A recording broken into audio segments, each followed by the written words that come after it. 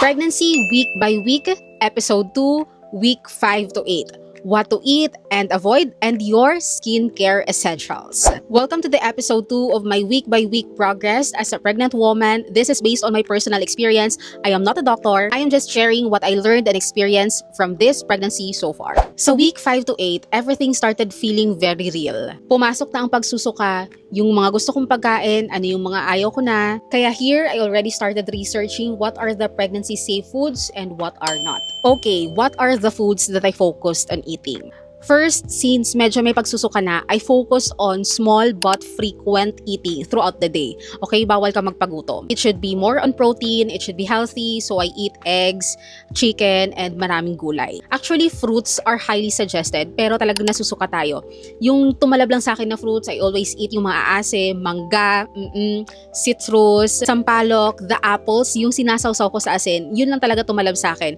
Other sweet fruits, medyo nasusuka talaga ako. And it is always important for you to be hydrated throughout the day. So everywhere I go, I always bring my tumbler with me. Or mas better din yung tumbler na may hawak ka na and then straw so you can sip anywhere. Also, since I'm still working that time, I always make sure to have crackers or anything na makakain ko anytime I can and I want during office hours. Okay, so those are the sample foods that I tried to consume, and also additional na yung mga prenatal vitamins na binigay ni doctor from our episode 1. Now, aside from those, eto yung mga bawal na sa atin, okay? Number 1, medyo nasad ako dito because I cannot eat raw or uncooked food, especially the sushi. Oh my God, favorite ko pa naman. Yung steak na rare or medium rare, bawal sa atin ang mga undercooked. High mercury fish, okay? Ito, isushow ko na lang sa'yo, bawal sa iyo to.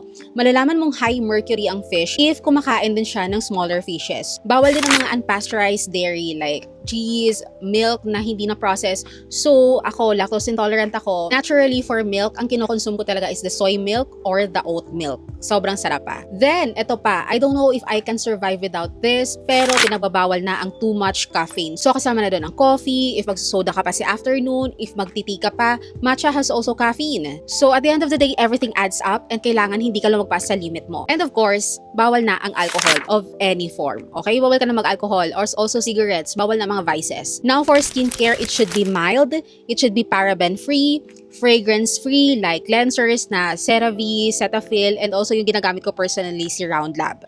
For moisturizer, I choose Torriden. Almost lahat ng mga products ni Torriden pregnancy safe, and yung may mga ingredient na hyaluronic acid, safe yan kay pregnant. And also for the lotion, ito lang talaga ginagamit ko. Walang retinol.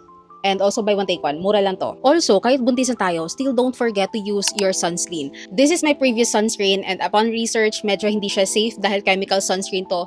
But anything that is mineral sunscreen like this one, it is safe for you. Never ever use products with retinol, salicylic acid, benzoyl peroxide like this one. Ito ginagamit ko before ako nabuntis, hydroquinone, or any products na may matapang na ingredient. Okay, so there you go. At the end of the day, everything that we consume, we put to our body, talagang tinatry muna natin i-ask si ChatGPT or si Google. And it's okay to be conscious, to ask a lot of questions, because especially if you are a first-time mom, kasi you just wanted your baby to grow up safe, healthy, and walang complications ang iyong pregnancy. And by the way guys, I am sharing this Excel sheet pregnancy checklist for free to our group What is Mommies in FB. You can join via link in bio, and dun sa group we share mga nesting needs, government benefits that you can maximize, baby budgeting tips, updates, and of course meron tayong pag-giveaways. Okay? Link in bio.